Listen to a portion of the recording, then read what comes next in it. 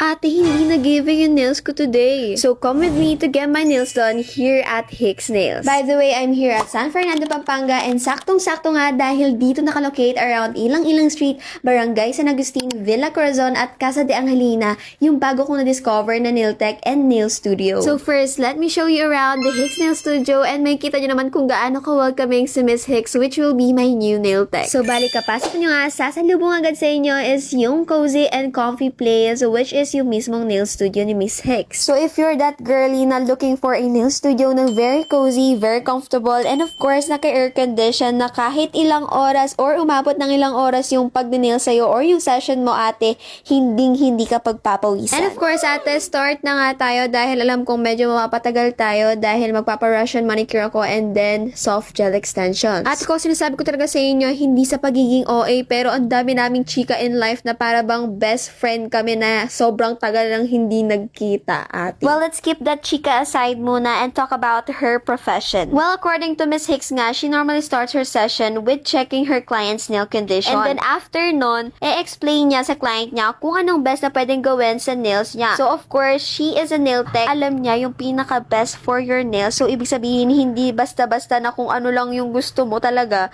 yun lang yung masusunod, so, ate. Russian manicure nga is her profession and alam naman nga natin na hindi lang basta-basta yung pagra-Russian manicure. Ate, medyo nahiya pa nga ako dyan sa nail tech ko kasi nga kakagaling ko lang din sa soft gel extension and ate ko pinilit kong tanggalin ng hindi nagpapa-removal and sabi niya nga sa akin, it's a no-no. And of course, after niya nga i-check yung mga nails ko, ang sabi niya sa akin, yung pinaka-goal namin ngayon is mapa-lengthen and maalagaan ng maayos or maging healthy yung nails ko hanggang sa ma-chip ko na nagpapabayab na lang ako. If you don't know lang naman po, bayab is builder in a bottle, meaning hindi na po natin non-need magpa-extensions and direct natural nails na nga lang po tayo and then gagamit na lang ng builder para mas matibay. Ate, mas nagtiwala pa nga ako sa kanya nung nalaman ko na nakatanggap nga siya ng training certificates. Ate, isa lang meaning nun, ibig sabihin professional na talaga siya. So talaga naman ngang nail tech siya na kayang alagaan yung nails mo. So, sobrang daming chika nga namin mga sis, natanong ko na din kung nagpapa-home service nga siya and tumatanggap naman nga daw siya ng home service. And of course, pag home service nga, iba yung pricing ng home service dahil may home service fee and then yung transpo fee. Ate, baka akala nyo nagbabad finger ako dyan, hindi ako nagbabad finger